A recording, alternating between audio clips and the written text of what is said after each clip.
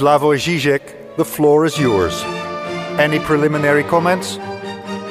Yeah, I like this idea that you will bombard me with images from reality. Images are the true reality today, I claim. We cannot simply say, discard the images and you see reality. If we discard the images, nothing remains, just some pure abstraction. Images are reality for us today.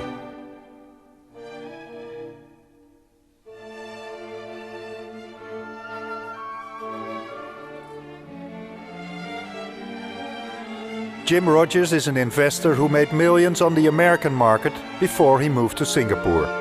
Here's his diagnosis of our economical perils. Had capitalism been allowed to work, we wouldn't be in this situation now. If back in 1994 or 1998 people had been allowed to collapse, we wouldn't have had the prosperity we had in the early part of this decade. On the other hand, we wouldn't have the collapse that we have now. We had an artificial prosperity. Now we're having an artificial decline, if you will. That's government interference. That's not capitalism that caused that. There are 300 million Americans who are now having to pay for the million financial people in the financial district and say the other 10 million who did foolish things. I mean, that's absurd. It's not the way the system's supposed to work. The way the system's supposed to work. Incompetent people fail. Competent people come along, take over their assets, reorganize, and the system starts over. It's called creative destruction. This is what I find problematic here. Namely, from my communist youth, I remember how the communists, when things obviously didn't function in communist regimes, they reasoned exactly in the same way. They said, no, this is not the crisis of the communist system, it's because we were not pure enough as communists. We had too much, we allowed too many capitalist elements, and so on and so on. Here is the same, this is the fundamentalist answer. You never admit that the system is wrong, you try to put the blame on how we were not faithful enough to the fundamentals of the system. So again, at least one thing we should admit, the crisis that we have now, Greenspan admitted it, my God, is the crisis of liberal capitalism, not the crisis of state intervention or whatever.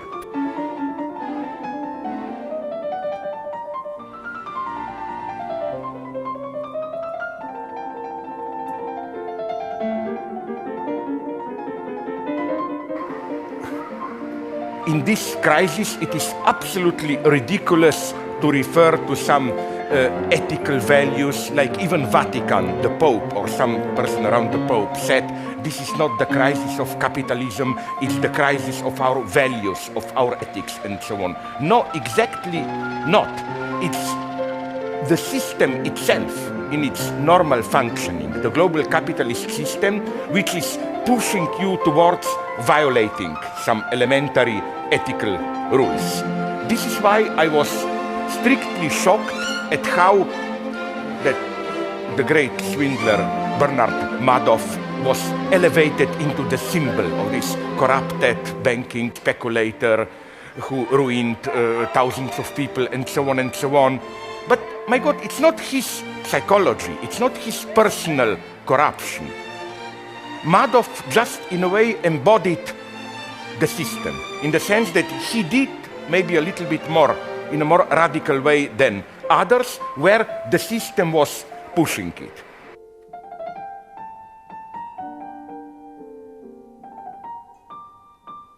Let's not approach capitalism as a psychological problem. The solution is not we should somehow overgrow or get rid of this addiction to money, I want more and more and more. The problem is to see, to analyze how this attitude is generated by what in the old-fashioned Marxist terminology we once called an objective social system, part of which are such attitudes. They are generated by the system. And so again, let's not make out of it a psychological problem. What do I mean by this? Here, I would like to mention an example that I find wonderful, irresistible. This is a strange phenomenon, you remember, called canned laughter on TV, when laughter is part of the soundtrack itself. And it's a very strange thing. Like, you watch some stupid TV show, tired in the evening, like Cheers, Friends, and you don't even have to laugh. The TV screen laughs for you. The proof is that, at least it holds for me, I hope I'm not a unique idiot, that after seeing a show like Cheers, TV serial, even if I don't laugh, the TV set laughs for me. At the end, I'm relieved, as if I have laughed. Here we have emotions, an emotional discharge, but it doesn't happen psychological to me. It's kind of objectivized, but nonetheless it works. It's something the same, like canned laughter, this capitalist greed. So again, let's be precise here. Let's not play the easy moralistic psychological game of how we should change. No, the most we can do within these coordinates is to engage in charity, to give money for the poor and so on and so on. But this for me is an obscene solution. It's what I ironically called chocolate laxative. It exists as a product. I bought it in California myself. We all know that the association of chocolate is, of course, constipation. But there you can buy chocolate which works as a laxative. Like, you know that the poison is the cure to itself. And this is the function of charity today, I claim. What do people like Bill Gates do? First, you grab all money you can, 40, 50 billions, then you give half of it back and you are the greatest humanitarian in the history of mankind, and so on and so on. Charity is today, I claim, part of the logic of the system itself. It has a very specific function, the function of depoliticizing the problems. The idea is that through charity, capitalism can redeem itself, can be itself the medicine to the evil it causes. And again, then we get all these rhetorics like socialism doesn't work, let's all get together through charity, let's bring release to poor people starving in Africa, and so on and so on. I find this utterly disgusting, but again, a crucial ideological phenomenon. I think that one of the possible consequences of the crisis is that new wars on terror, on whatever, will have to be reinvented to keep the economy going. On the other hand, again, I don't see an easy way out, because even if we will have really to pay half of our tax money for interest rates and so on, what was the alternative? I claim that a year ago, from the standpoint of the system, it had to be done what was done. Obama, by giving hundreds of billions of dollars and so on, didn't have a choice there. That's the global, if I use this old term, irrationality of capitalism. It's not that we could have done something different. Why? Because it's not even a matter of economic analysis. As everyone knows, capitalism today is a matter of everyday religion, in the sense of it's built on trust. And as Joseph Stiglitz put it in a wonderful way, he said that even if the theoretical foundations, in economic sense, of economic science, of these financial measures, even if theoretically they are problematic, wrong, they may work. Because the point is not their objective value, the point is, will they succeed in bringing back some kind of a basic trust? That's how the system works. I think that one should never underestimate the infinite plasticity of capitalism. You know, capitalism thrives through crisis. You know that Maoist formula, from defeat to the final victory. Capitalism always regenerates itself. So I don't think that we should look for any point when things will finally collapse. This is too naive.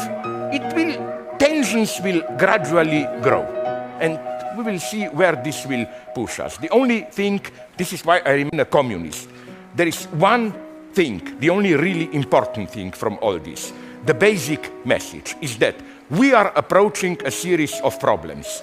Economic, new apartheids, new poverty, new hunger, ecological problems, how to deal with biogenetics and so on, and that it's becoming more and more clear that neither the market nor the state or combination of states will do the job. Let's be frank. Till now, there was one big argument for capitalism, which is maybe capitalism needs 10, 20 years here and there of dictatorship, but sooner or later it brings a pressure for democracy. But I think that something new is now emerging in Asia and expanding all around the world gradually. What? My good friend Peter Sloterdijk recently wrote something wonderful. He wrote that he asked himself a question: to which person from our time will they maybe be building monuments 100 years from now in the future? His answer is Lee Kuan Yew, the president for long years of Singapore, who was the first to invent and very successfully practice what today we officially refer to in these poetic terms as capitalism with Asian values, and which really means, if we cut off the poetry, authoritarian capitalism. What if effectively something is emerging in today's China and Singapore and so on, which is a capitalism, even more efficient, dynamic, productive in its own capitalist terms than our Western liberal capitalism, but a capitalism which no longer, as it were, naturally demands democracy, but works even better with an authoritarian political structure.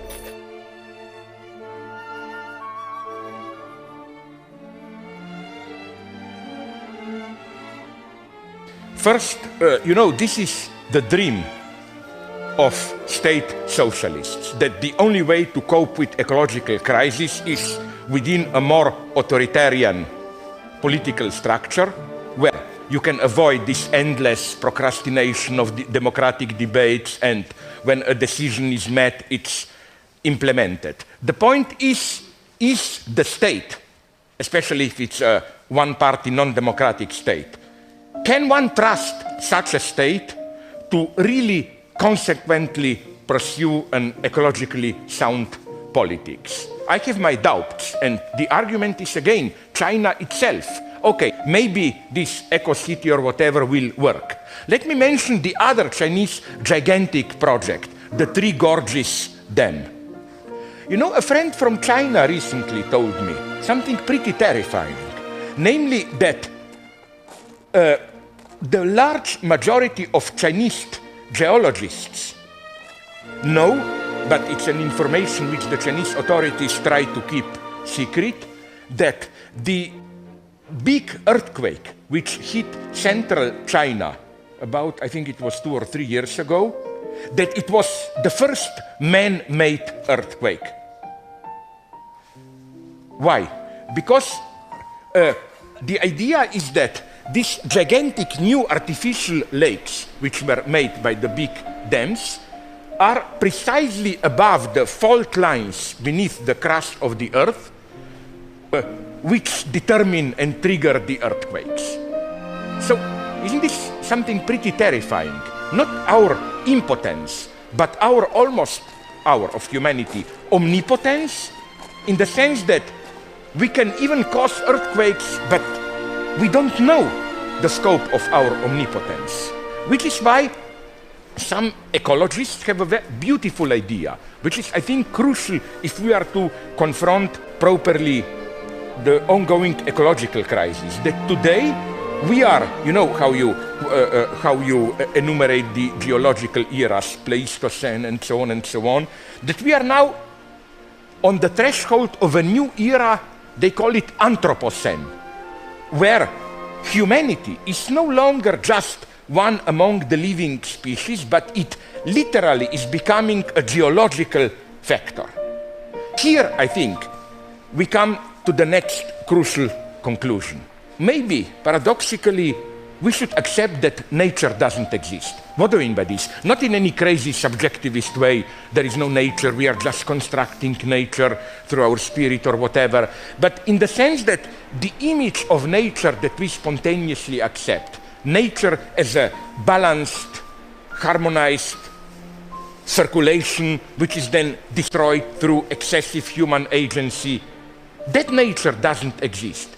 Nature is in itself a series of mega catastrophes. Nature is crazy. Things go wrong all the time in nature. Just think about oil, our main energy source.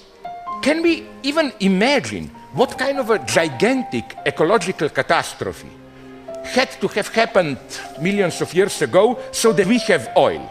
This is nature. What we should do?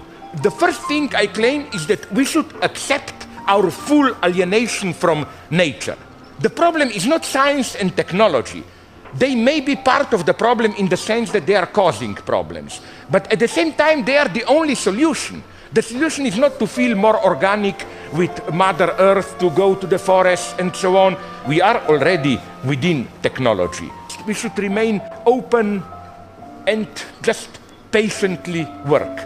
Work how? Also with much stronger social discipline. I'm not talking about state terror, but social discipline. I think that, and for me it's not even a sad lesson, that maybe one of the consequences of ecological crisis will be that this basically American way of life vision of free spending, this individualist liberty, consummation and so on, we will have to get out of this and invent a new mode of living together as humans, which will involve a much greater sense of solidarity and social discipline. I'm not afraid to say this.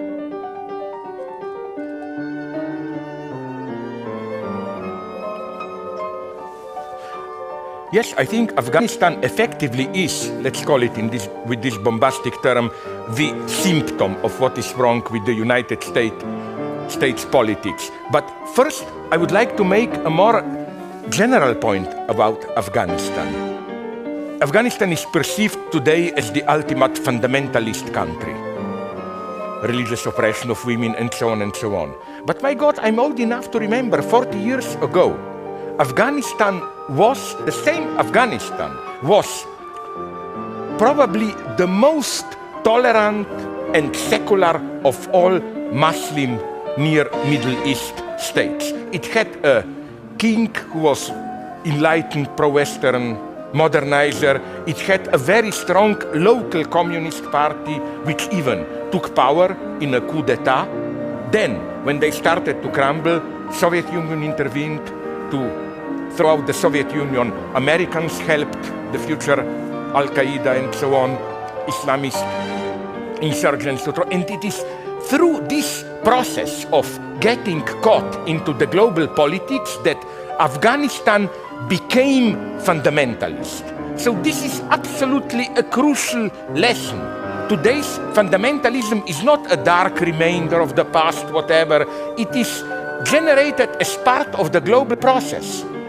Now, I think the situation there is very complex. I agree that the Americans went there simply to fight an easy target. I claim that far from demonstrating their power, if anything, they demonstrated their impotence there.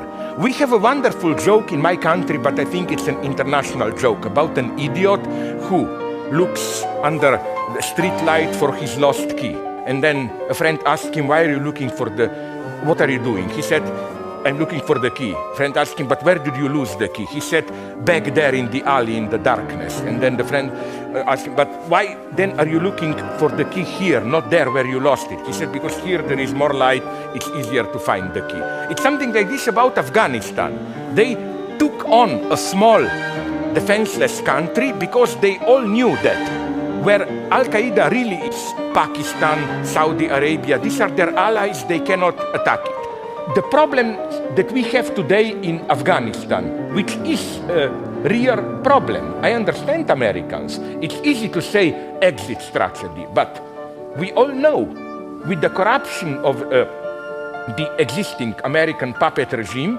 if United States withdrew now, probably in the latest couple of months, Taliban takes over, and that's a fiasco which United States cannot afford. I know these stories, and you can play them endlessly. Like in Islam, they had democracy, human rights. Christians claim we invented human rights, and so on and so on. But we should be very clear here. I think that all religions, if you look closely at them, are basically opportunistic. In the sense that, you know, God or whoever wrote the text says something, then just to make it sure, he adds the opposite thing. Like, don't kill, but as Jesus said, if you don't have a sword, sell your clothes to buy a sword, and so on. So the problem is not, is today's so-called Islamic fundamentalism, terrorism grounded in Islam? I mean, it's a contemporary phenomenon. So again, all these stories about big democratic potential in Islam, they are true, but the same goes practically for every religion. If we want to find this democratic potential of Islam, we should look for it elsewhere, I think. For example, in Iran, there was an authentic explosion, part of the Khomeini revolution. It was later, under the clerical regime, oppressed. It is now gradually, through the organization of civil society, re-emerging.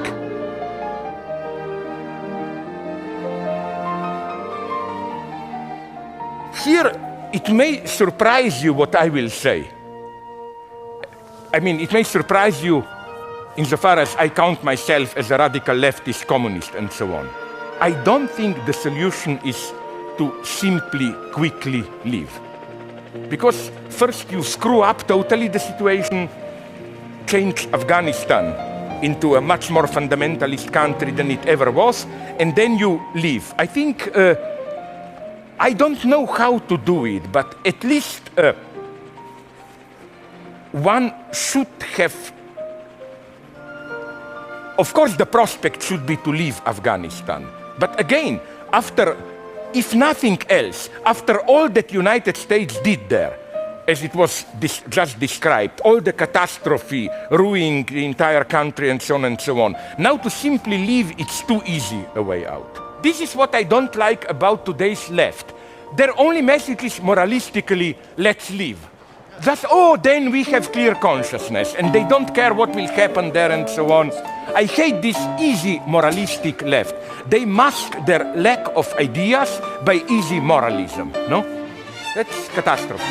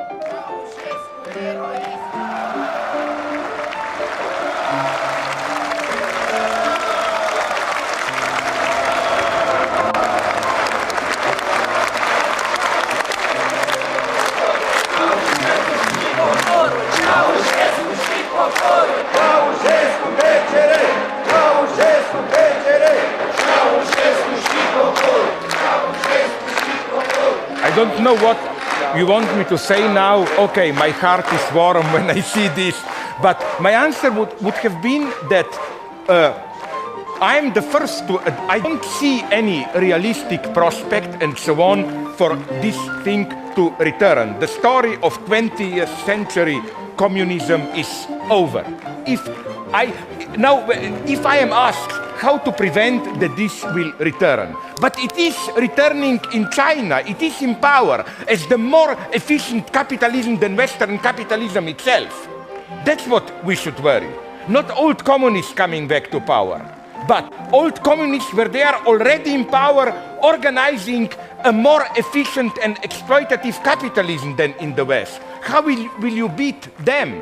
I claim, crazy and paradoxically as it may sound, that only the radical left can even provide a good theory of what went wrong with communism. The left didn't yet fully realize to what extent the 20th century left, in all its versions. State socialism left, social democratic left, and all this, self-management, local self-organization, more creative democratic left, it's over. That game is over. The left will have to begin from the beginning again. And that's the problem. We don't yet see the clear contours, although we see a great need for this. This is why I think we live in very difficult times. It may appear that things are going still relatively well, but I see very dark clouds on the horizon.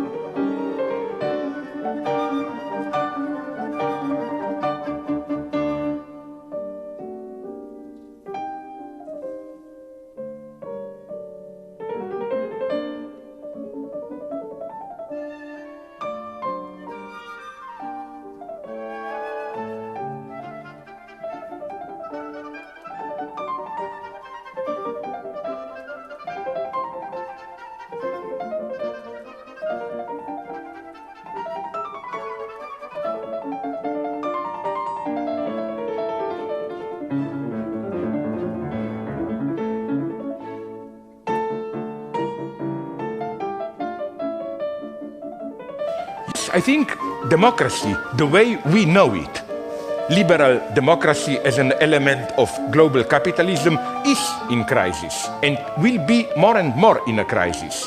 What does this mean? The big dilemma that I see can also be put in what I call ironically Fukuyamaist terms. He wasn't an idiot. He is not an idiot. His point was not, it's over.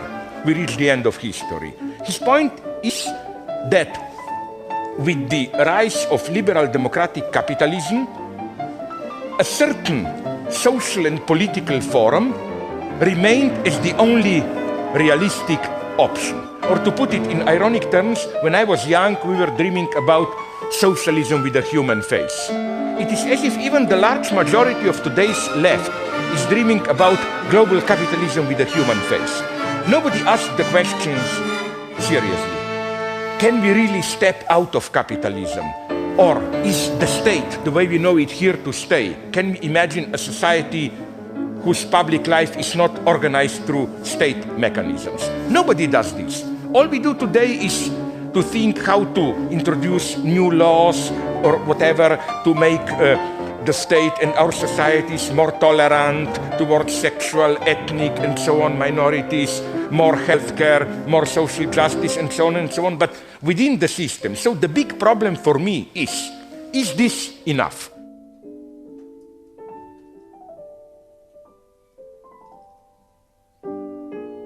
Intellectuals believed always that they owned the vocabulary of freedom of speech and the vocabulary of freedom and tolerance, and that it was the enemy or the opposite side that could be described as bigoted or narrow-minded or exclusionary. So that when the tables are turned, when the key words in the old Enlightenment liberal lexicon are taken over by, let's say, the right wing and given slightly new definitions, left intellectuals don't know what to do. They're entirely discombobulated. They don't realize that they are no longer the same words, the words that they used to march by. And the right wing seems to be infinitely better at taking over the vocabulary of the opponent and using it against the opponent, in this case using it against the left. There is a deep moment of truth in it. Namely, the central event for me in the political process is how what was up to 2-3 decades ago one of the privileged domains of the leftist activity. Mass mobilization of civil society for the struggle against racism, women's rights, and so on, is now more and more integrated into the right-wing populist rebellions, let's call them. And this is something that should worry us. This is part of a process where the left limited itself more and more to these cultural topics, gay rights, women's rights, even ecology and so on, leaving all this popular appeal, even the class appeal, to the right-wingers. The danger I see for democracy in all this is what? I think there is another big shift going on. I think that till now, with all variations of course, the basic formula of our politics was two big populist parties. Populist not in the sense of populism, but in the sense of popular, rather, aiming at the entire electoral body. Center-right and center-left party. Let's say Christian conservative and liberal social democratic. This was the basic opposition. Now I think social democracy is disappearing, and then we are approaching a new dualism, where on the one hand we have a centrist, it can be ex-social democrat, ex-conservatives, it depends on strategic conditions like who will occupy this central place. A central, let's call it technocratic, liberal, capitalist party, which is usually more open towards minorities and so on, and then the right-wing nationalist populist reaction to it. And this is dangerous. Why? Because you know that wonderful title of the book of Freud, Unbehagen in der Kultur, discontent, uneasiness in culture. Today we obviously live in an era of Unbehagen, discontent in liberalism. The problem is who will voice, who will articulate this discontent. Unfortunately, the only channel which functions for more radical forms of discontent is the right-wing populism.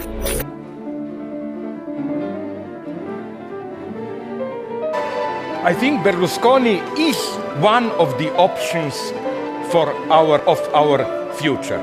Namely, as I said, the only remaining tension seems to be a neutral technocratic liberal capitalist party and nationalist populism. Berlusconi made even a step further and combined the two. He's at the same time corrupted technocrat and a populist. But what makes him, if we have in Asia capitalism with democracy with Asian values, we have it here with Italian values. What does this mean? The first thing I want to emphasize about Berlusconi is his, not only what everybody knows, that politics is rendered more and more an empty spectacle, but there is another crucial dimension in this depoliticization of politics, where it, as if political debate proper is disappearing, what remains is spectacle and expert or corrupted, whatever, concrete economic measures. On the one hand, this systematic dismantling or self-destruction of the minimal dignity of state authority. I mean, Berlusconi, everybody knows, is a living obscenity. I don't think this is just a joke.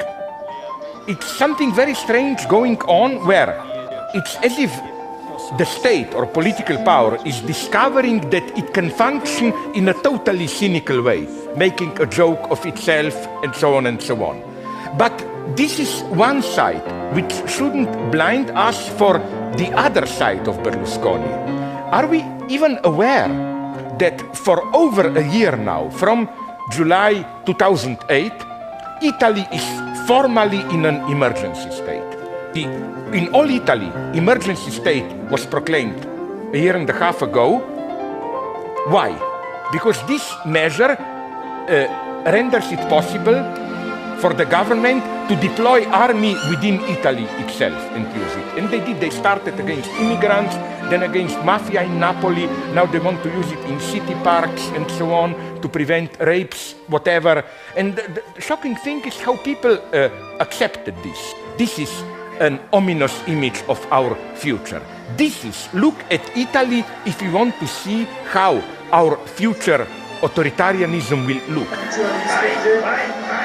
It's not the old style authoritarianism where all of a sudden you awaken one morning and a voice tells you all the freedoms are suspended and so on. No, all these small individual freedoms are left to us. You can engage in sex, in all perversions, consumerism, you can make fun of everything, life is one big public spectacle and so on.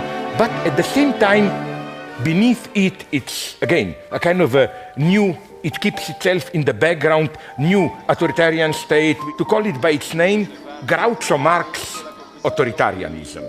Really, what isn't Berlusconi something like Groucho Marx from Duck Soup in power? This is our future, I claim.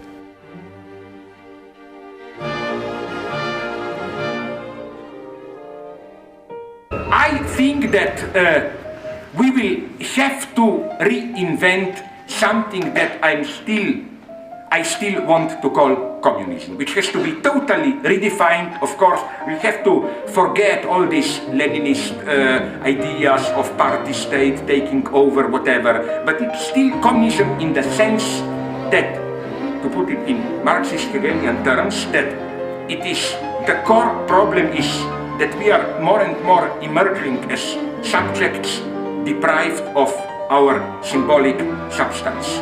So even at this level we have some kind of a, how should I put it, proletarian position.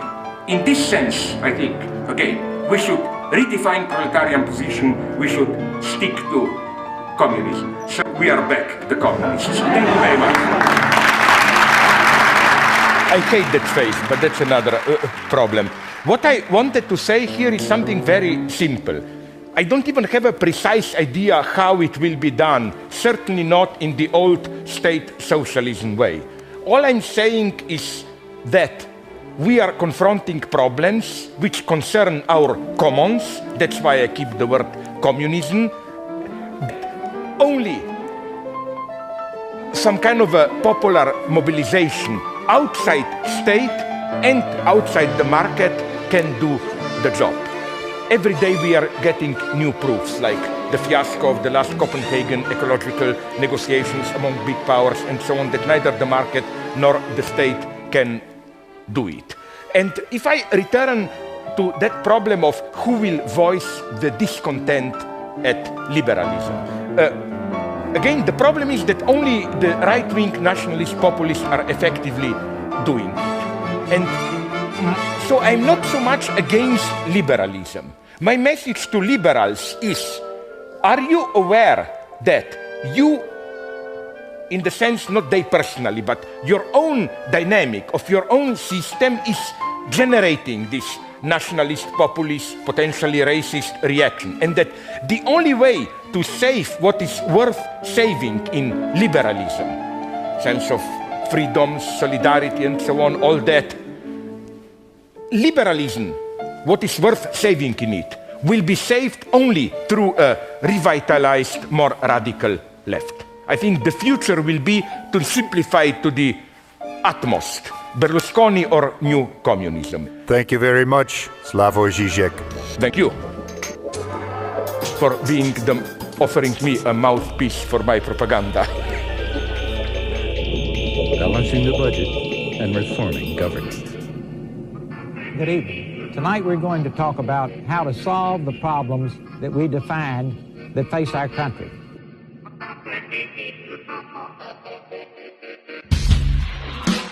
Coalition forces are in the early stages of military operations to defend America, to free its people, and to defend the world from grave danger.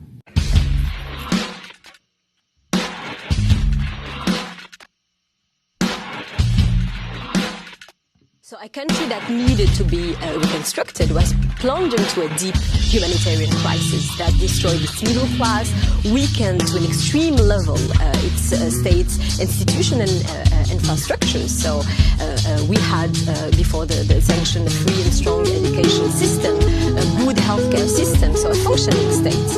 And then, so this is the situation, you know, that characterized Iraq in 2003 when the invasion happened. So remember when we were kids, we made a promise to each other that we would sit hands clasped together on your parents' front lawn, and we would watch as the planes came and the mushroom clouds erupt and then swallow up the city and the mountains and the ocean.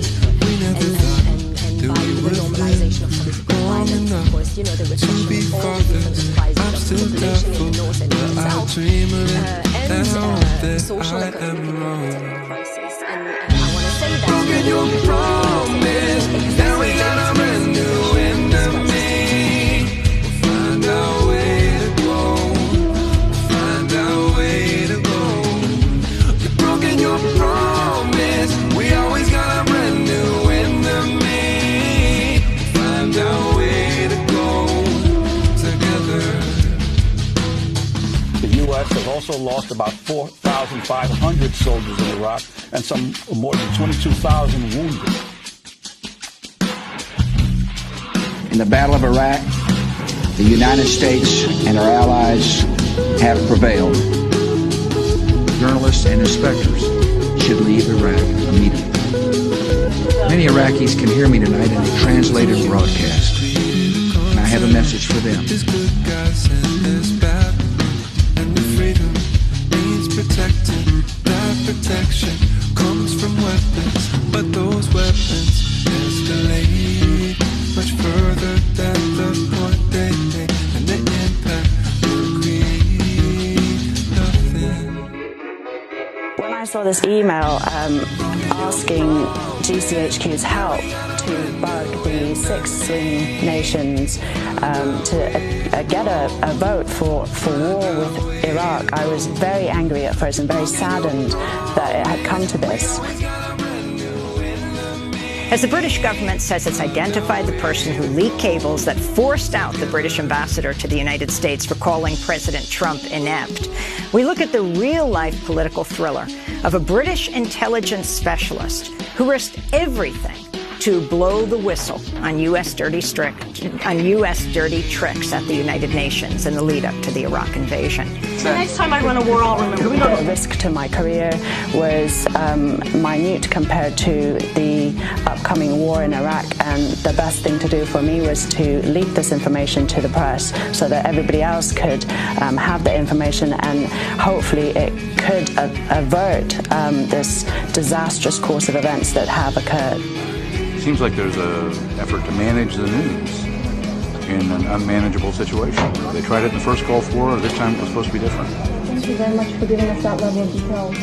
In 2003, Catherine Gunn was working for Britain's government communications headquarters, known as GCHQ, the intelligence agency similar to the National Security Agency here, when she opened a top-secret NSA memorandum. The highly confidential memo revealed the United States was collaborating with Britain in collecting sensitive information on United Nations Security Council members in order to pressure them into supporting the Iraq invasion.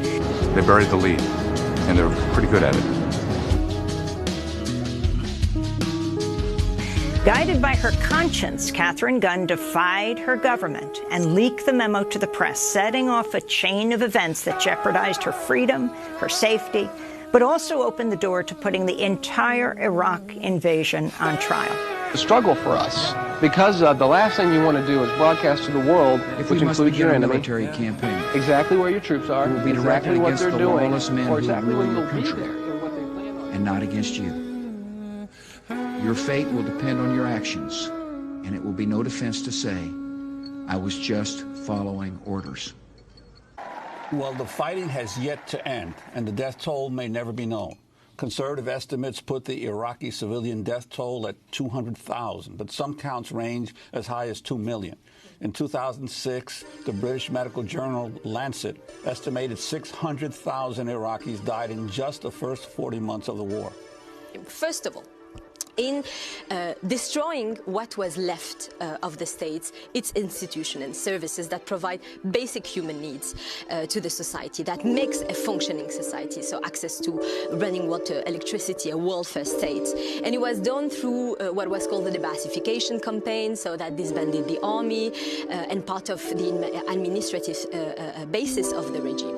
And also, something that is very important and that we have to, remind ourselves to understand what is going on today, the rise of ISIS, etc., is that the US administration created a political system based on what I call in my research ethno-sectarian quota. In other words, is to say that the US administration has institutionalized racism in Iraq. So it has created a political regime that, relies on communal-based identity. So in Iraq, in 2003, or since 2003, you are not just a political leader defined by your belief, your political belief. So as a communist, a nationalist, an Islamist, you are an Arab political leader, a Kurdish political leader, a Sunni, Shi'i, or Christian political leader. And this really is at the core of what, provoked the social, ethnic, and sectarian fragmentation and the sectarian war in the country. As well, we have to say that the US administration brought to power a political elite that, had mainly lived in exile since, for example, for some of them since the 80s, so very much disconnected with the realities on the ground. And even for those political exiles who had some legitimacy, some political legitimities inside the country, they have lost this legitimacy because they have proved to be extremely sectarian, extremely conservative, and extremely corrupted as well.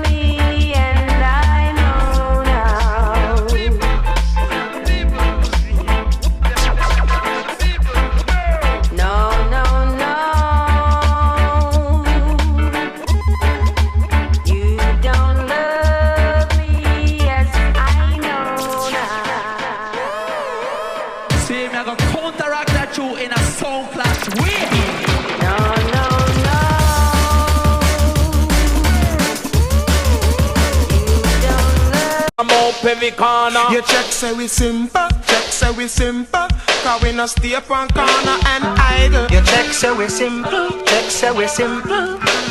You want come take away with title. The going is rough, it's gonna get rougher. The going is tough, it's gonna get tougher.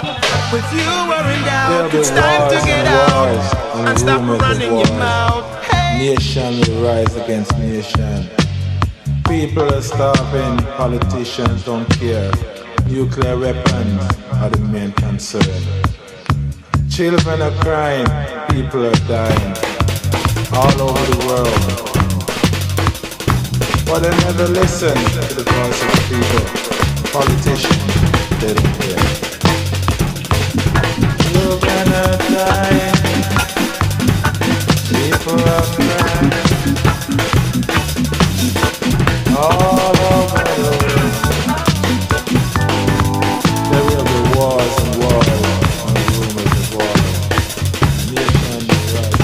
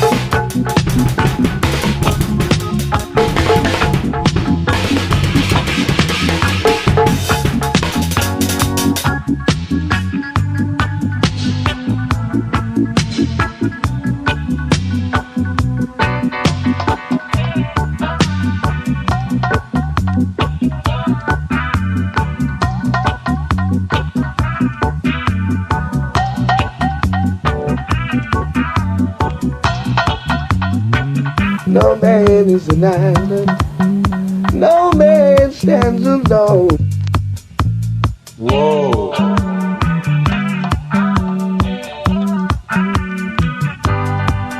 There'll be wars and wars and rumors of wars. Nation will rise against nation. People are starving, politicians don't care. Nuclear weapons are the main concern. Children are crying, people are dying all over the world. But they never listen to the voice of the people. Politicians, they don't care. Children are dying, people are crying all over the world.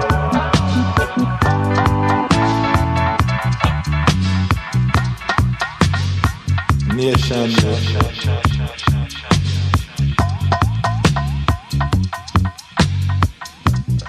Nuclear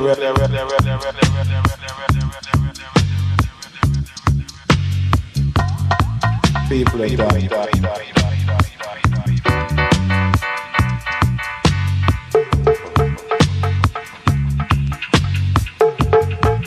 But they never listen.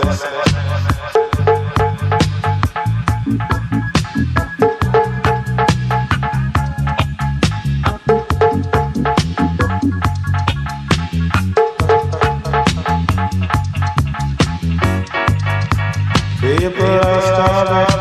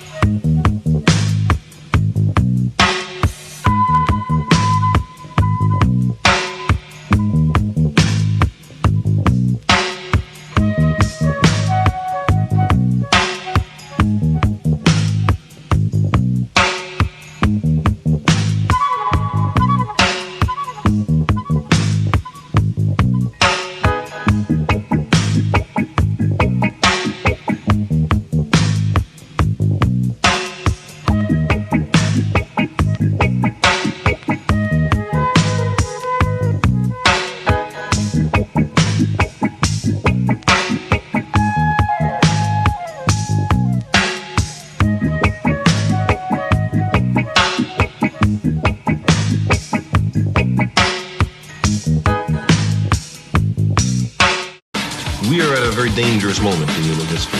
We have weapons of mass destruction. We are in the process of inadvertently altering our climate and exhaustion of fossil fuels and mineral, all kinds of problems which come with technology.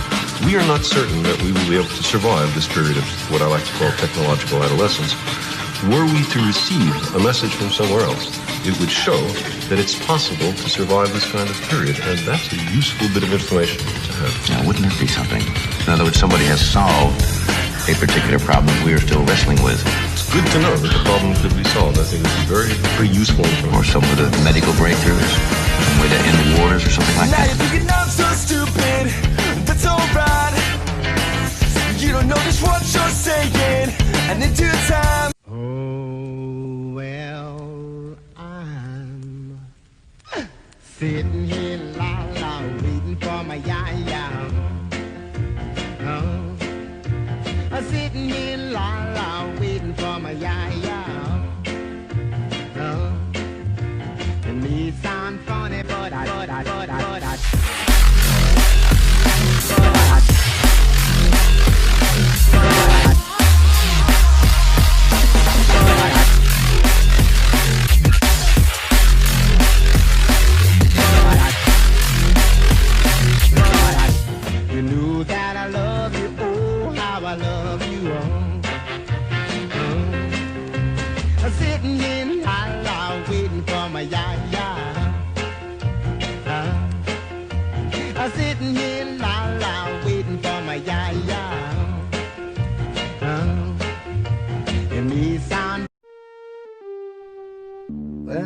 have a party.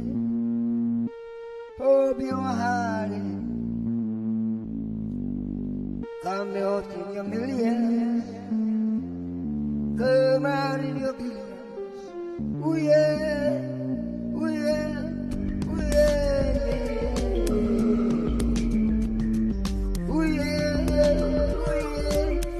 Ooh, God save the King, I see. I don't grab you.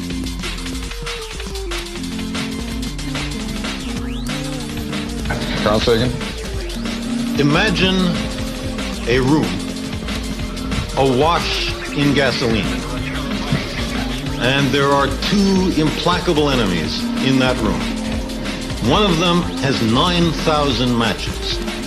The other has 7,000 matches. Each of them is concerned about who's ahead, who's stronger. Well, that's the kind of situation we are actually in.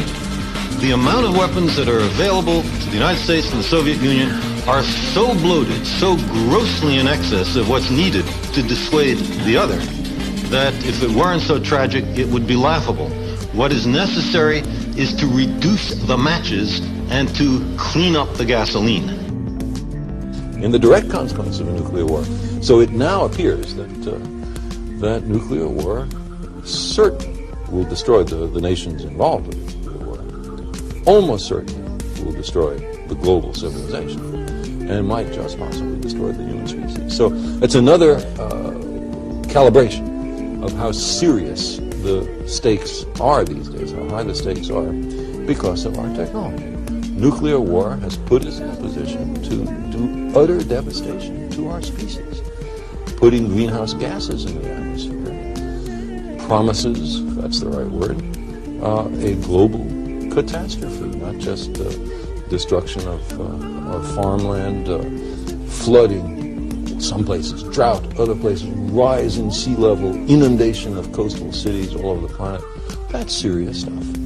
The depletion of the ozone layer from these chlorofluorocarbon compounds lets more ultraviolet light from the sun down to the surface of the earth. Skin cancer is a serious consequence. That's the one we hear mostly about, especially us light-skinned people. Dark-skinned people are much better protected against it. But the more serious aspect of it is that the ultraviolet light attacks the little one-celled plants that are at the base of the food chain. You know, those are the guys that the next guys eat, the next guys. And way up at the top of that ecological pyramid, there's us. And we're ultimately eating the one-celled plants that have been processed through lots of intermediate plants and animals. And so again, we're messing around with the global environment in a very serious, very stupid way. And we just have to get our technology in hand. It's not enough to say that corporations can do whatever they want as long as they make a profit. Not if they're putting at risk people all over the world. They can't. There has to be a new way of approaching this. You can't say that one nation can do what it wants within its borders. Because, as I said before, what you do in one country's borders has consequences all over the planet. And we can change these issues too, because our lives depend on it. We're smart enough, we're dedicated enough to do it, but not by sitting on our duffs. We have to really work. Take action. Okay, well, Carl, we're out of time. It was a real pleasure to have you here.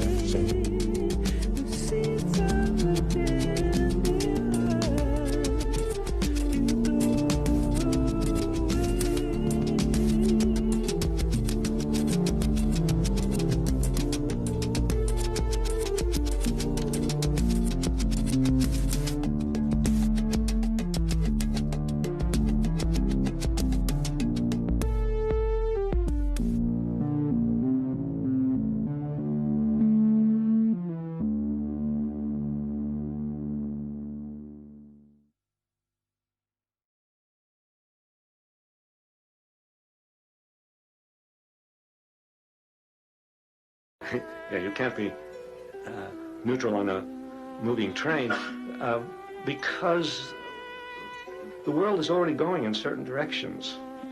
The world is already moving. The things are happening, wars are taking place, kids are going hungry. And in a world like this, already moving in certain directions, to be, quote, neutral, that's not to take a stand, is to collaborate with whatever is happening. If you don't know any history, you are a ready victim of whatever authority comes along and tells you something about the world. And you have no way of checking up on it because you have no history. It's as if you were born yesterday. The Constitution was set up to establish a big government, to establish a strong government, a government that would do the work that slaveholders needed to be done. A government. We're not a racist organization because we understand that racism is an excuse used for capitalism. And we know that racism is a byproduct of capitalism. Everything would be all right if everything was put back in the hands of the people. And we're going to have to put it back in the hands. This train is about to glory, this train. Everybody in the state of Illinois is going to have to be involved or even around the revolution because we're going to have one.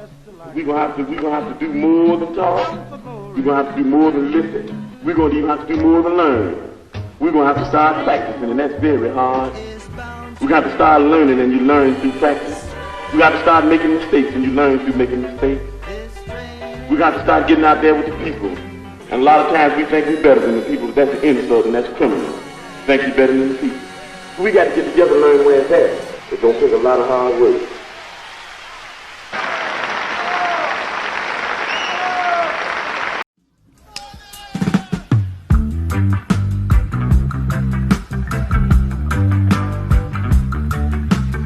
Over the last 30 to 40 years, it is simply undeniably the case that massive income inequality and massive wealth inequality has taken hold and strangled the middle class in the United States. So that huge numbers of people, tens of millions, if not hundreds of millions of people, who once had an expectation of all kinds of things about what their life would entail, their ability to make their kids' lives better than them, which is the consummate American dream, has completely eroded.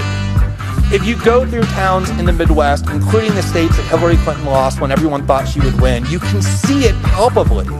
I spent a lot of time this summer in Wisconsin, which is one of the states that Donald Trump won unexpectedly, in Milwaukee and outside of Milwaukee, and you can see the boarded up factories and the homelessness and the joblessness and the drug addiction in rehab facilities skyrocketing because of people's hopelessness. It's not difficult to see. And the reason that has happened is not because of bad luck or fate or things out of our control. My name is Nancy Reagan. My husband's name is Ron. He rules our nation. It's the very deliberate decisions that the American ruling class has made about the policies it wanted to pursue, and people know that. That free trade and globalism were ways of enriching the already rich in the United States at the expense of everybody else. And the people who realize that and the people who know it were just as angry. My name is Nancy Reagan. My husband's name is Ron. He rules our nation. And yet the anger and grievance that they have been nursing, in a lot of ways for valid reasons, caused them to go and vote the way that they did. And there are a lot of elites in the United States who bear responsibility for those policies that have spawned this massive inequality and human suffering in tens of millions of people in what was once the middle class in the United States. And if you're those elites, the last thing that you want is some kind of reckoning with that, some kind of national discussion about what went wrong, about what poor decisions were made and who made them. Instead,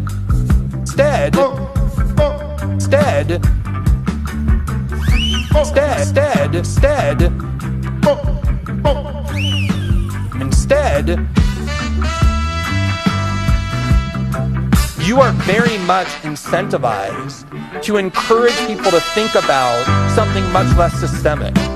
That there's only one singular evil that we need to think about and stop. That we just need to monomaniacally focus on Donald Trump and getting rid of him and weakening him.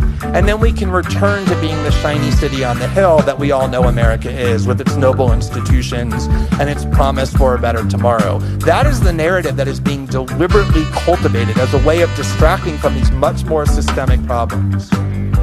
And the reason I find that so unhealthy and the reason that I find that so dangerous is because there is now this belief that America's pathologies rest only in one individual, the removal of whom will solve America's problems again. And we talk a lot about this debate between, was it economic anxiety of the type that I just described, or was it racism and xenophobia that actually led people to vote for Brexit or for Donald Trump? And to me, that's a false choice if you look at history. When people are suffering economically, that's particularly when they're most vulnerable to having their uglier sentiments exploited by demagogues. They go hand in hand. And so I would encourage you to think a lot more about Donald Trump and his presidency, not as the primary cause or the author of America's pathologies, but instead as a byproduct or a symptom of those pathologies. And I think that while it's true that if you remove Trump, things would get better, would feel better at least in some ways, just like if you remove a symptom of a disease, your body feels better. Removing Trump from the body politic would improve the body politic in some ways. It wouldn't in any way address the underlying fundamental pathologies that have brought us Donald Trump in the first place and that could bring us worse Donald Trumps in the future. And I'm particularly concerned that this narrative that encourages us to think that the problem lies with the election of this one person as opposed to the problems having brought us the election of this one person is a way that will just further delay our reckoning with these very systemic diseases that the United States political culture has been cultivating for a long time. And I think that's very deliberate. The Constitution was set up to establish big government, to establish a strong government, a government that would do the work that slaveholders needed to be done, a government that would control things, that would control things like Shays' Rebellion out in western Massachusetts, a government that would protect people who were moving out west to take over Indian land, a government that would take care of the bondholders. It's a long, continuous line of governments taking care of bondholders from the Revolutionary period down to the present day. Gotta take the power back!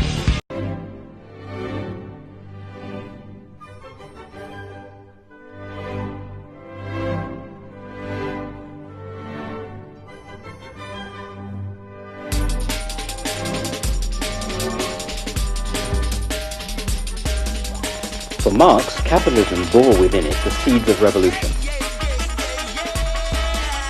He expected this to begin in Europe, where capitalism was most advanced, and to become a world process as it progressed.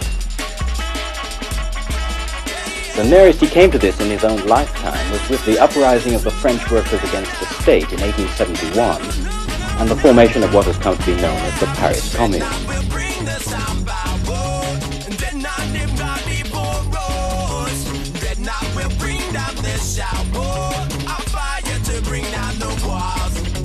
To defend the common ownership and control of the productive forces, to build a society where, in Marx's words, the free development of each is the condition for the free development of all. It was an experiment that couldn't be allowed to succeed.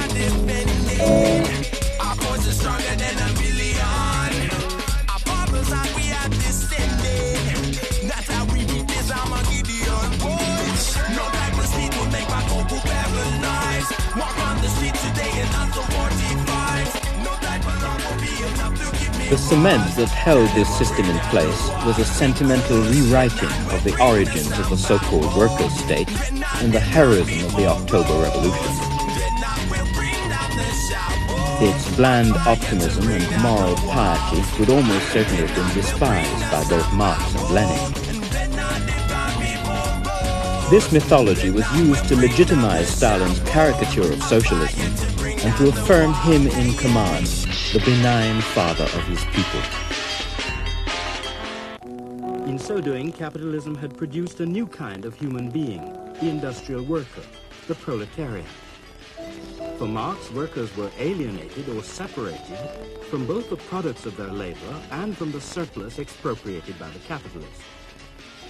Their working lives were fragmented by the division of labor. They were split off from other workers through competition. They had lost a sense of being at home in the world they themselves had created. Instead, their lives were overshadowed by the alien force of capital, feeding off their living labor.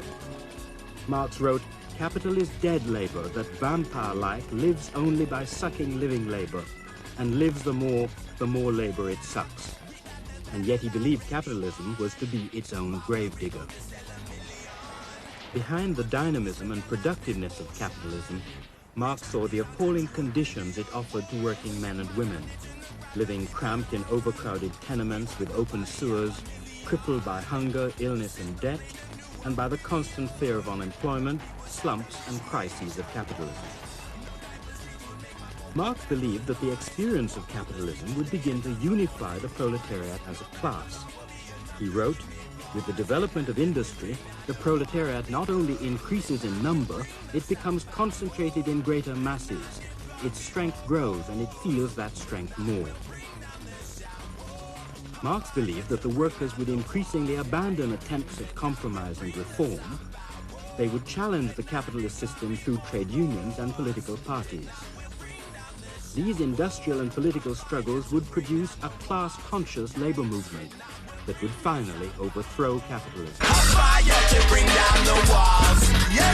Fire to bring down the walls. Yeah, yeah. Fire to bring down the walls.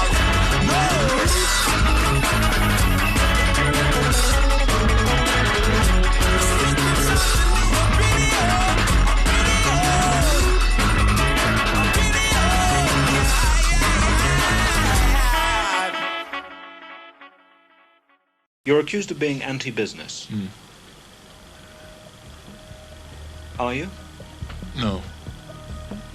Basically, the accusation is a mixture of terminology. What we're against are illegal, deceptive, fraudulent, collusive behavior. And if they want to associate that with the term business, that's their own terminology, not ours. We'd like to separate the two. Yes, you don't think that there's a tendency perhaps to see everything in the light of conspiracy against the people? Well, a lot of it isn't conspiracy because they're so much in charge. You know, if there was a conspiracy, then at least there's a contention operating. It's a more optimistic phenomena than when there isn't a conspiracy because they're really in charge so completely. Sure, there is an establishment. Some of it is coordinated, for example, on an industry-by-industry basis. For example, the bankers get together, especially the large banks. The auto companies know what's going on between them. The steel companies have this lockstep pricing where U.S. Steel announces a price increase and the rest just follow up. The agribusiness corporations have a coordinated policy when they want to deal with the government regulation in meat and poultry inspection or pesticide regulation. So there are these kinds of coordinations. Now, on an overall level, it's more informal. And do you think it's a conspiracy against the people? Yeah, that's incidental to them. They're not interested in conspiring against people. They're interested in maximizing their own power and their own sales and their own profits and their own prestige. If the people get into the way, that's secondary. But that's not their primary purpose. Would you describe yourself as a revolutionary? No, actually, I describe the corporations as the revolutionaries. I mean, they're basically the institutions who are trying to upset our basic value systems. And I mean that very, very seriously. If you say our basic value systems, our compliance with the law, our arm's length relationship with the government, our competitive quality competition, our concern for the neighbors, are the avoidance of violent impacts on people, and who are in effect perpetuating all these injustices. Corporations produce most of the violence in terms of pollution and hazardous products. They corrupt governments. They in effect make a mockery out of competition and quality in the marketplaces. They concentrate the economy in the hands of larger and larger corporations. They violate laws right down the line, hundreds and thousands of them on a company-by-company basis. They're, in effect, revolutionizing the basic ideal pattern of the society.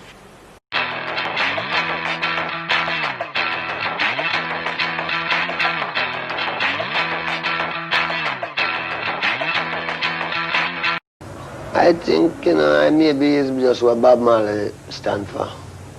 What is that? The truth. And the determination to stay alive and survive. Really? Looks like we've been working very hard for 3 years. Can you tell some nights you're just not making it at all? Do you ever have the urge to just walk off and... That's why I hate compliments. Compliments are so embarrassing sometimes, because you know really the truth. So And sometimes people don't really try to understand. You know, it's like a circus that might come in town. So, wow, watch that, you know. And then as soon as you fade away, well, then they go on and feed upon the next thing, you know. But it's all right. It's part of life. I'm digging it myself. What do you think that these executives are afraid you're going to do to white America? Probably stop some racism. Stop racism? Yeah. They're probably afraid of that because then people don't hate each other, and people start talking to each other, and then they start talking to each other, they find out who's the problem. Which is? Greedy people. Greedy people. So that we're really talking about truth as a way of life as opposed to simply truth as a set of propositions that correspond to a set of things in the world.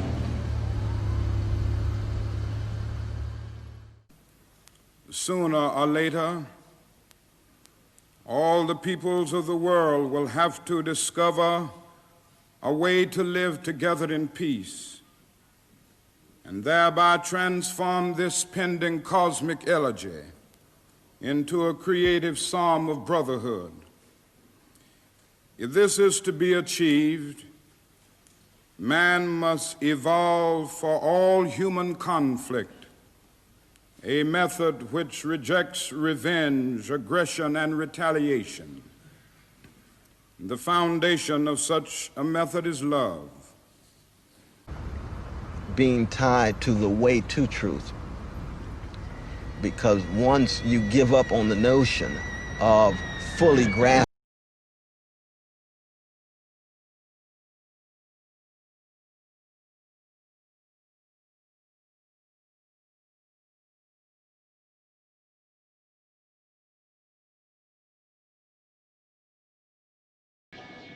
what would it mean for us as a nation to start off feeling that love is important for males as much as it is for females? Because deeply embedded in our national psyche is an assumption that love can't be important to men. How will men go and fight wars if they are dedicated to love? And until we begin to recognize that love has to be essential to men if we're going to end sexism, if men are going to reclaim the spaces where they can be connected to their feelings, to their fathers, to their mothers in different kinds of ways. And we have been a culture that has over-valorized romantic love, that no matter how horrible and miserable your life has been as a kid or as a teenager, someday you're going to find this love and it's going to come into your life and it's going to change all of that. And many of us found that that was not so. And I think a lot of men felt that one day they'll grow up and they'll be humanized by a woman or a partner giving them love, rather than thinking about what will it mean, what will it take for me to become a lover. Yeah, and the song is never really finished because it lives on through live shows, and it's always a little bit different. Maybe we add in a part, or maybe take something away. It's always like a living organ. It's always pumping and doing something different from before. We all studied different variations of art in the University of Brighton.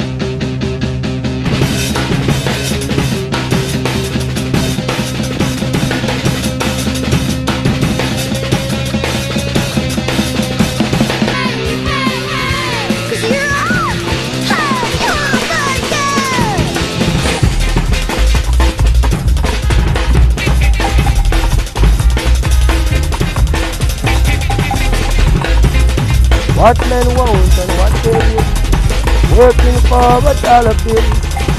Like to see the old slave mill, grinding slow but grinding still. How do we do this? What if we just form a band with the sole purpose of touring Canada? And that's what we did. And then the next day we realized we needed more people in this band, so we recruited Alice on guitar because she was the best in town. She's pretty amazing. Yeah. And yeah, we did this really... What men want and what they will, working for a dollar bill. Like to see the old slave mill, grinding slow but grinding still.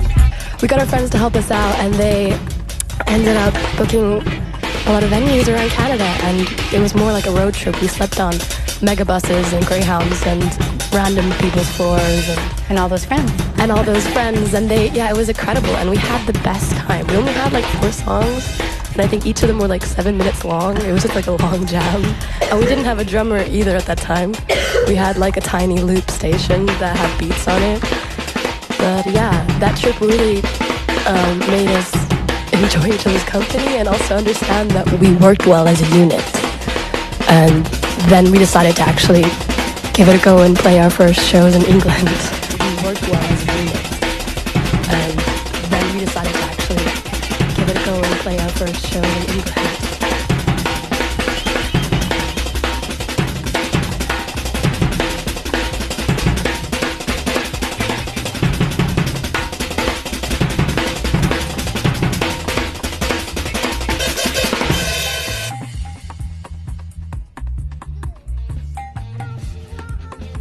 Walking home, a youth gets killed.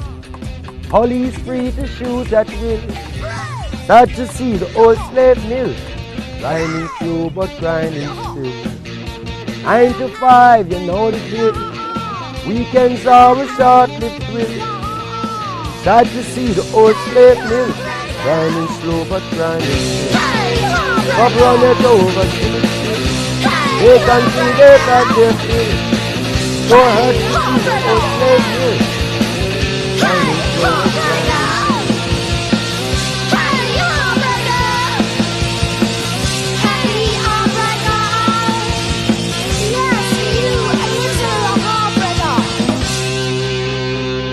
The old appeals to racial, sexual, and religious chauvinism, to rabid nationalist fervor, are beginning not to work. A new consciousness is developing which sees the earth as a single organism and recognizes that an organism at war with itself is doomed. Life's like a ride in an amusement park. And when you go on it, you think it's real, because that's how powerful our minds are. And the ride goes up and down and round and round. It has thrills and chills, and it's very brightly colored. And it's very loud, and it's fun for a while. Some have been on the ride for a long time, and they begin to question, is this real, or is this just a ride? And other people have remembered, and they come back to us and they say, hey, don't worry. Don't be afraid ever, because this is just a ride. And we kill those people. Shut him up, I've got a lot invested in this ride. Shut him up! Look at my furrows of worry. Look at my big bank account And my family, this has to be real. Just a ride. But we'll kill those big guys who try and tell us that. You ever notice that? And let the demons run amok? But it doesn't matter, because it's just a ride, and we can change it anytime we want. It's only a choice. No effort, no work, no job, no savings of money. Just a choice right now between fear and love.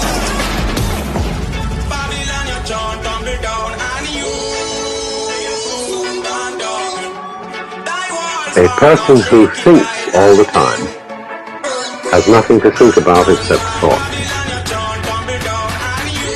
So, he loses touch with reality and lives in a world of illusion. By thoughts, I mean specifically chatter in the skull, perpetual and compulsive repetition of words, of reckoning and calculating. I'm not saying that thinking is bad. Like everything else, it's useful in moderation. A good servant, but a bad master. And all so-called civilized peoples have increasingly become crazy and self-destructive because through excessive thinking they have lost touch with reality. That's to say, we confuse signs, words, numbers, symbols, and ideas with the real world. Most of us would have rather money than tangible wealth, and a great occasion is somehow spoiled for us unless photographed. And to read about it the next day in the newspaper is oddly more fun for us than the original event. This is a disaster. For as a result of confusing the real world of nature with mere science, such as bank balances and contracts.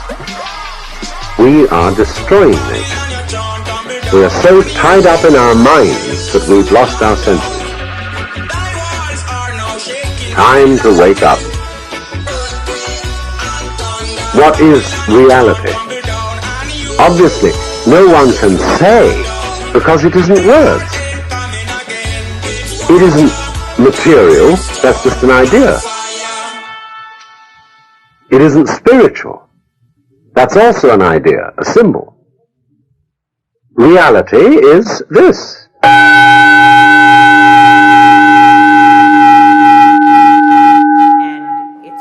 We have to build independent media around the world. It's the way we talk to each other. It's the way we get to know each other. It is absolutely a matter of national security that it not be through a corporate lens or a corporate microphone. I really encourage young people to go into journalism, to be there to document what's happening in your communities, because so many of these global issues, of these local issues, have global implications right now. So I say, do it, and you will find a way to do it.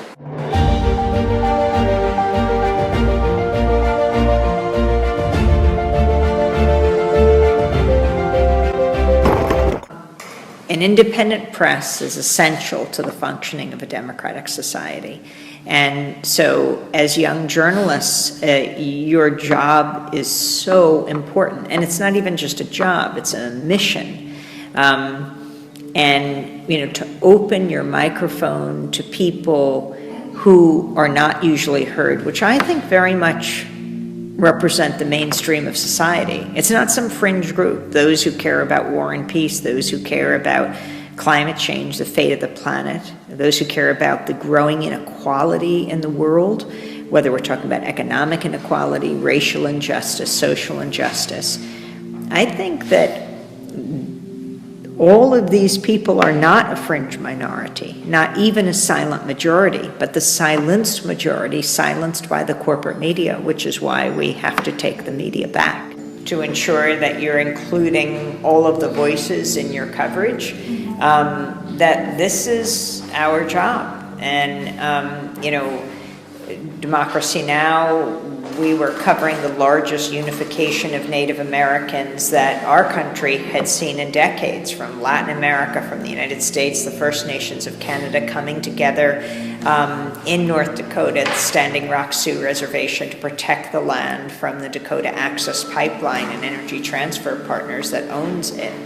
And it's just absolutely critical because, you know, there is a deep connection between what these struggles are all about. They are local struggles, but they connect, just like these pipelines do, to global issues. And they are not just issues, you know, it's the issue of the fate of the planet, of climate change. So each one of these is so important to hear. I think of Winona LaDuke, right, of the White Earth Reservation in northern Minnesota, who says, I'm not going to spend my life fighting one pipeline after another, but that does seem to be what is happening, although there is this growing movement and growing awareness as so many people are now submerged underwater, at least in the United States, that we have to do something about this. And that's what the Native Americans have been leading the way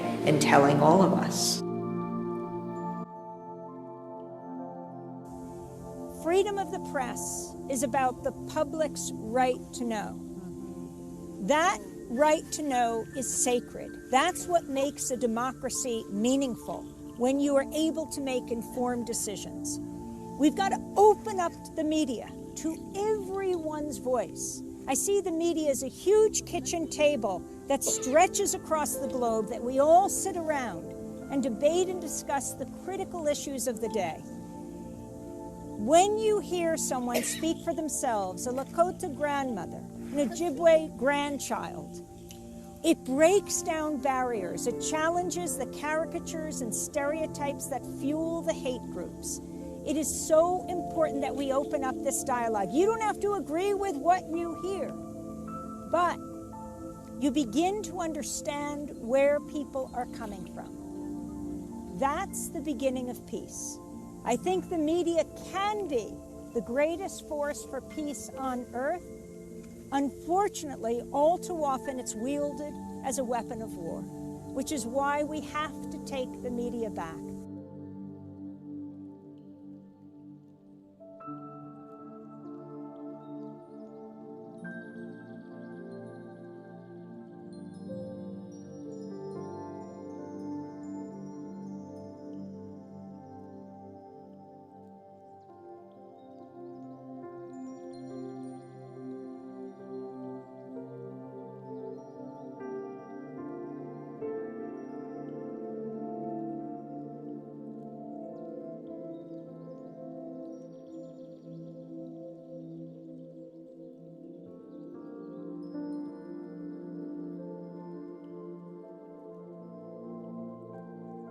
When we cover war and peace, we need a media that's not brought to us by the weapons manufacturers. When we cover climate change, we're not brought to you by the oil, the gas, the coal, the nuclear companies. When we cover healthcare, we're not brought to you by the insurance industry or by the drug companies. We're brought to you by listeners, viewers, readers, people who deeply are committed to independent information, and that's what's critical.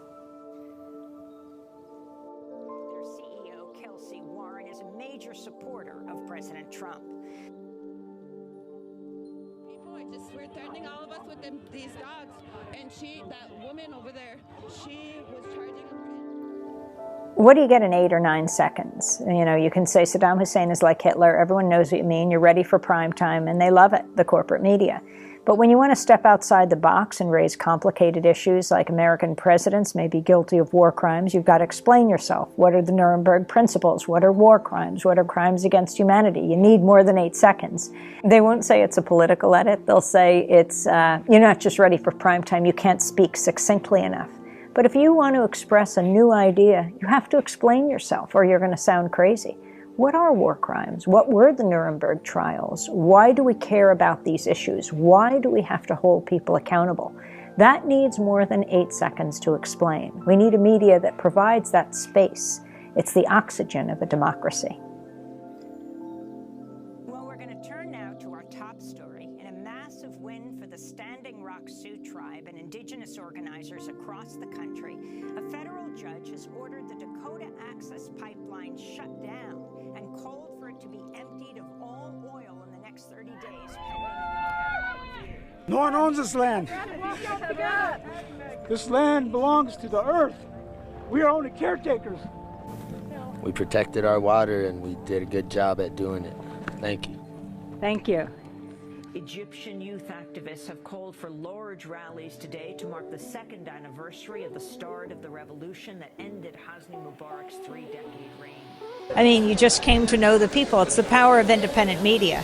Hearing people's names, knowing who their families are, what they believe. It's not just that bird's eye view sort of from the moon down to Tahrir Square. It's important to see that because it was so massive, about 1 million people, then 2 million people. But also, who are these people? When you had the corporate media looking like they were under the covers in the hotel room with a lower third that said, reporting from an undisclosed location, versus Sharif Abdel-Quddus in Tahrir broadcasting to everyone. I call that trickle-up journalism. He became one of the top tweeters in the world. He was a part of the society that was rising up. His family is one of the most prominent in Egypt. His grandfather, Hassan Abdel-Quddus is the most famous writer of Egypt. His great-grandmother, Rosal Youssef, is one of the great Egyptian feminists. She founded Rosal Youssef magazine, which exists to this day. I mean, he intimately knows Egyptian society. He flew into the airport and went directly to Tahrir, and as he was going, he said, whatever happens, this is before Mubarak fell, he said, this is no longer Mubarak's Egypt, and he was so right. He just felt the difference, whereas someone parachuting in who'd never been there, how would they know? As soon as Sharif landed, we were texting back and forth and realized that Sharif could actually text, though he couldn't tweet because Mubarak had shut down the internet, just hit the kill switch on the phones and the internet. So since Sharif could still text, he texted Jeremy Scahill, great investigative reporter in New York, and he used Sharif's Twitter account to tweet out Sharif's comments, and even to at Democracy Now! We posted his blog reports, his observations, that went beyond 140 words, and that was Jeremy putting together his sentence by sentence by sentence, because he could only send it sentence by sentence by sentence through text. I think you saw the difference between corporate media and independent media in Egypt when the thugs broke down the satellites of the networks. They couldn't do anything else, so you could just see their faces, and they were reporting through Skype. But Democracy Now! Is used to being scrappy and gritty and using low-tech technology, or perhaps the highest tech, but cheapest technology. Necessity is the mother invention. We've always been sending broadcast quality reports through the internet, though we can use satellites too, though they're more expensive. So when the satellites were knocked out, we just sent the video broadcasts through the internet. And so when the networks are just showing the faces of the Western anchors, Sharif was sending 25-minute broadcasts of the people in the streets, the young surgeon, the older lawyer, the high school girl who is starting a new newspaper, and you came to know them and care about them and wait to know what happened to them the next day. That's the power of independent media.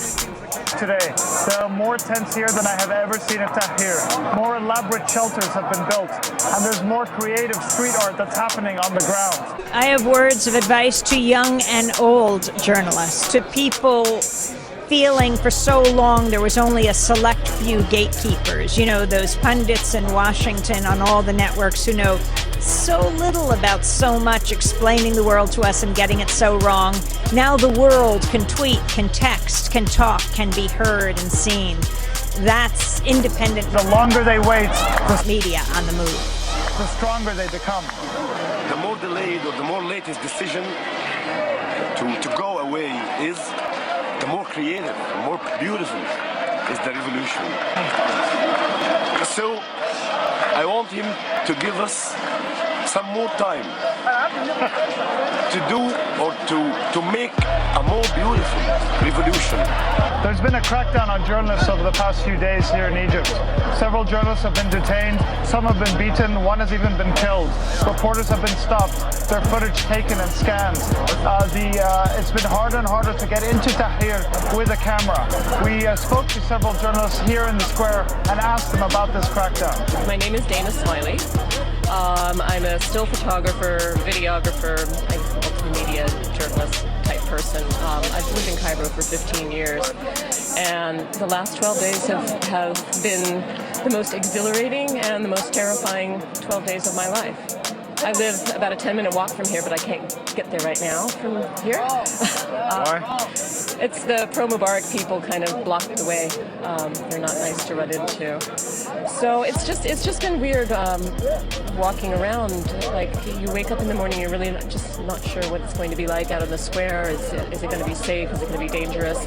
Wednesday afternoon, I was in Talat Harb, or I was near where I live, 10 minutes away from the square, when all hell broke loose down here. Is that we stay until he goes, and I think this is showing more people are showing more resilience, and I've been away for less than 24 hours, and I came back to find this place looking more like a permanent camp. So it's clear the people of Tahrir are not going anywhere. They have made this place their home, their hope for a new Egypt that they are continuing to fight for. They continue to want to speak out, to have their voices heard, to have their faces seen to the world. They want the world to know that they're standing up for their rights and that they are going to continue to fight for them. Sharif, thanks so much for being with us. We'll continue with Sharif tomorrow on Democracy Now! In our special Uprising in Egypt. I'm Amy Goodman. Thanks so much for joining us.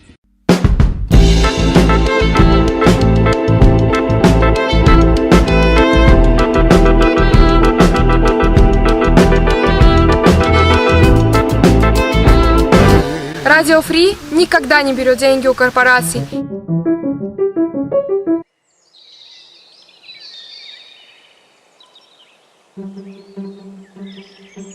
Сегодня я хочу поговорить с вами о независимой журналистике. Вопросы массовых коммуникаций, несомненно, важны, потому что они прямо или косвенно влияют на жизни людей. Когда мы сообщаем новости с точки зрения, которая действительно ценит людей, окружающую среду и ее жителей, мы получаем новости, которые отвечают интересам людей. Сегодня большинство медиакомпаний привлекают вас к продаже рекламы, но я думаю, что реклама не должна быть связана с освещением новостей. Когда мы начинаем монетизировать информацию, возникают серьезные проблемы с этикой. В погоне за сенсацией остается вопрос: какой ценой была добыта данная информация? Эта проблема актуальна для всего мира.